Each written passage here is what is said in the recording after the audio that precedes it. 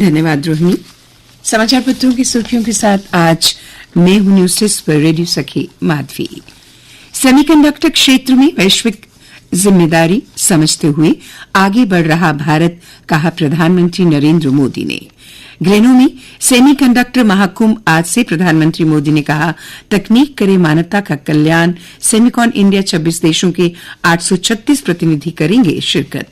आयोजन से पहले प्रधानमंत्री मोदी ने CIO के साथ की बैठक। पेरिस पैरा ओलंपिक से सरजमी पर इसे एक बार कृपया फिर सुन लीजिए। पेरिस पैरा ओलंपिक से सरजमी पर उतरे पदक विजेताओं के हौसले और जज्बे की कहानी। किसी के हाथ नहीं, किसी का एक पैर नहीं, फिर भी लक्ष्य था ऊंचा। बिना बाजुओं की शीतल का सपना सामान्य तीरंदाजों के बीच जीतना। शीतल का उपकरण सुधार कर पेटेंट कराएंगे कोच।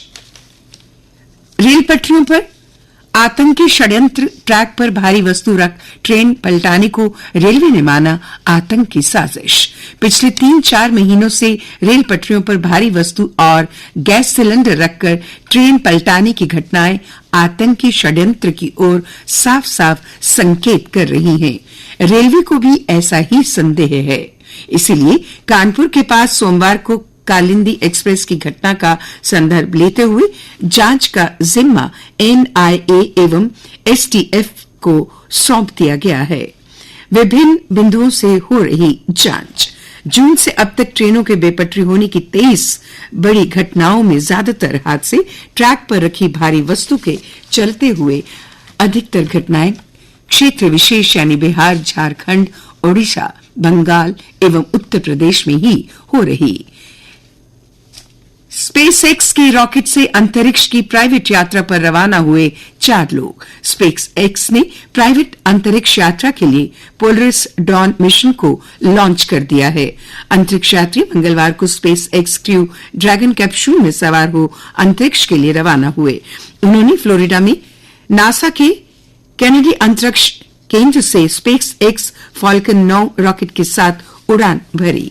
इस दौरान इंसानों पर अंतरिक्ष उड़ान और अंतरिक्ष विकिरण के प्रभावों को समझने के लिए अनुसंधान किया जाएगा।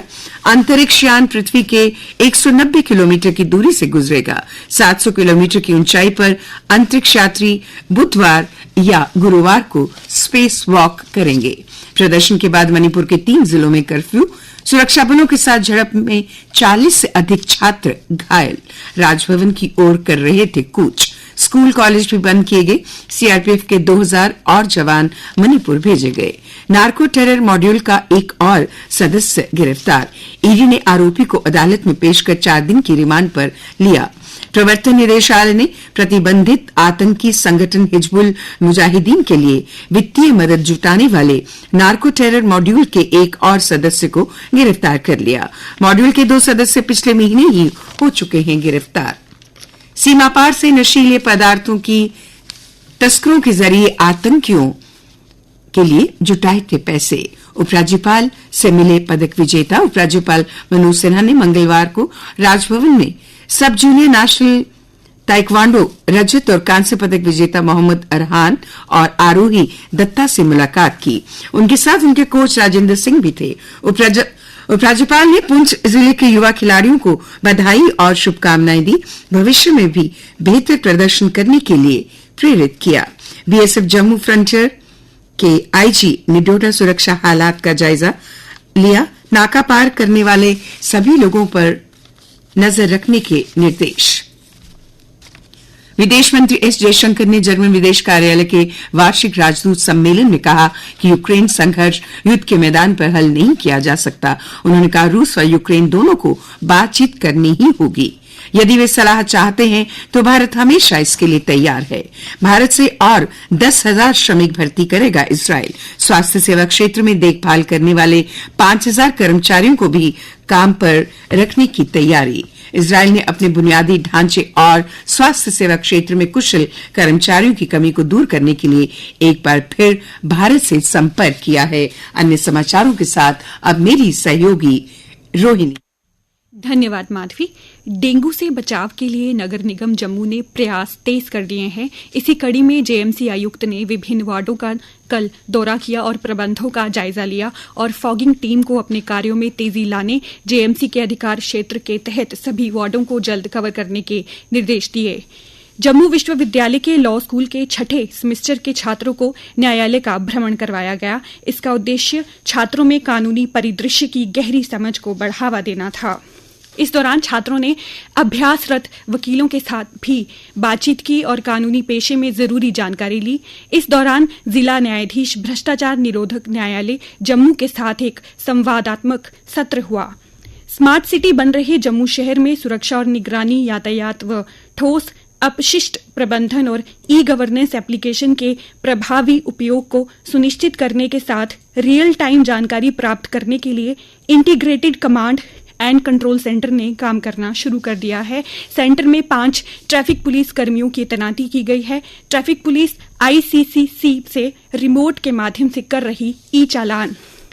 चिनार कोर के commander lieutenant general Rajiv Ghai ने कल गुरेज सेक्टर में एलओसी पर स्थित अग्रिम चौकियों का दौरा कर सेना की ऑपरेशनल तैयारियों का जायजा लिया। उन्होंने एलओसी पर घुसपैठ रोधी तंत्र की भी समीक्षा की। कहा, राष्ट्र की सुरक्षा के लिए जवानों की प्रतिबद्धता अनुकरणीय है। खेल समाचार। 45वां शतरंज ओलंपियाड आज से शुरू होने जा रहा है और दुनिया भर के शतरंज प्रेमियों की निगाहें इस बात पर लगी हैं कि कौन सी टीम विश्व शतरंज ओलंपियाड का ताज अपने नाम करेगी। डी हरिका और आर वैशाली की अगुवाई वाली शीर्ष वरीयता प्राप्त भारतीय महिला टीम पोडियम पर पहुंचने की मजबूत दावेदार होगी, जबकि डी गुकेश की अगुवाई वाली पुरुष टीम से भी अच्छे प्रदर्शन की उम्मीद है। भारत ने पिछली बार कांस्य पदक जीता था और टीम इस बार उससे बेहतर प्रदर्शन करने के लिए प्रतिबद्ध होगी। भारतीय टीम को इस बार दूसरी वरीयता दी गई है। पेरिस में हाल ही में संपन्न हुए पैरालंपिक खेलों में 29 पदक जीतने वाले भारत के पैरालंपिक पदक विजेताओं का मंगलवार को इंदिरा गांधी अंतर्राष्ट्रीय हवाई अड्डे पर सैकड़ों समर्थकों ने फूल मालाओं और मिठाइयों के साथ जोरदार स्वागत किया।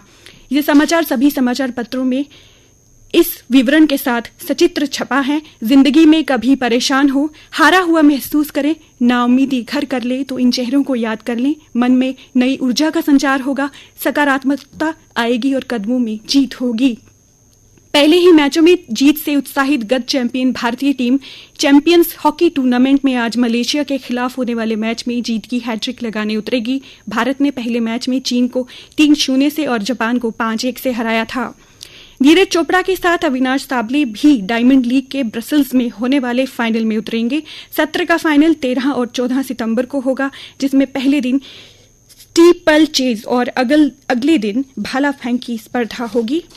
भारत की शुभि गुप्ता ने श्रीलंका के कुलतारा में हाल में समाप्त हुई राष्ट्रमंडल शतरंज चैंपियनशिप में लड़कियों के अंडर 16 वर्ग और स्वर्ण और अंडर 20 वर्ग में कांस्य पदक जीतकर दोहरी सफलता हासिल की। और अब नजर डालते हैं मौसम के हाल पर। मौसम विज्ञान केंद्र की जानकारी के अनुसार आज जम्मू संभाग में आंशिक तौर पर बादल छाए रहेंगे। वहीं 13 सितंबर को कई इलाकों में बारिश हो सकती है। कल का अधिकतम तापमान 33 डिग्री सेल्सियस और न्यूनतम 25.8 डिग्री सेल्सियस रिकॉर्ड किया गया। आज सूर्यास्त 6:44 पर होगा और कल सूर्योदय 6:13 पर होगा।